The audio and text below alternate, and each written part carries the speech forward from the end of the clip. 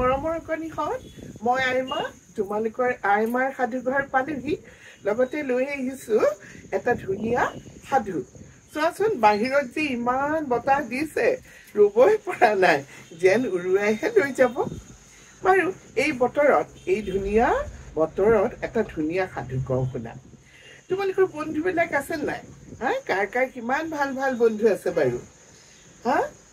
বন্ধুবিলাকৰ লগত কাজিয়া কৰা নেকি নকৰা নহয় শুনা এতিয়া দুটা বন্ধুৰ এটা সৰু সাধু কওঁ মনোহৰি আৰু ভজহৰি নামৰ দুজন বন্ধু এদিন খোজকাঢ়ি হাবিৰ মাজলৈ ফুৰিবলৈ গ'ল প্ৰাকৃতিক সৌন্দৰ্য চাই দুয়ো বিভোৰ ধুনীয়া ধুনীয়া কথা পাতিছে এজন ভজহৰিয়ে মনোহৰিক কৈছে আমি দুয়ো ইমান অলেগলে লগা বন্ধু আমি গোটেই জীৱনেই বন্ধু হৈ থাকিম দিয়া মনোহৰিয়ে ক'লে হয় আমি তোক বিপদত ইটোৱে সিটোক চাবৰ পৰাকে আমি বন্ধু হ'ম কিন্তু দেই এতিয়াই নহয় আমি বুঢ়া বয়সলৈকে বন্ধু হৈ থাকিম এই বুলি দুয়ো গৈ আছে ইপিনে ক'ৰবাত শব্দ শুনিছে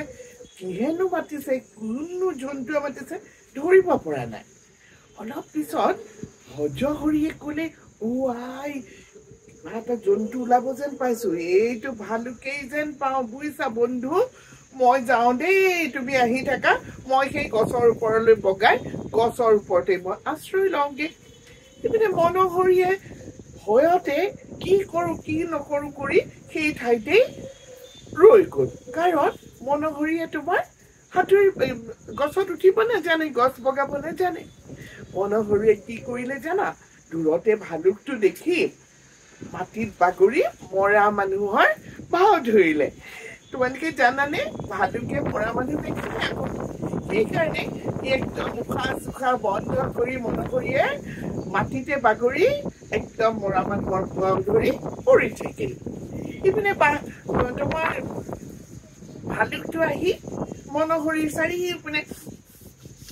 এনেকে শুনি মৰি আছে নে জীয়ে আছে চাবৰ কাৰণে চাৰিওপিনে ঘূৰি তাক পৰীক্ষা কৰিলে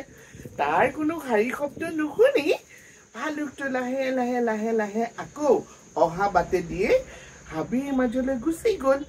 ইপিনে ওপৰৰ পৰা ভজহৰিয়ে তেতিয়া মাত লগালে হেৰা মনোহৰি তোমাৰ কাণে কাণে সেই ভালুকটোৱেনো কি কৈ গ'ল তেতিয়া মনোহৰিয়ে কি ক'লে জানা বন্ধু মোক ভালুকটোৱে ক'লে যে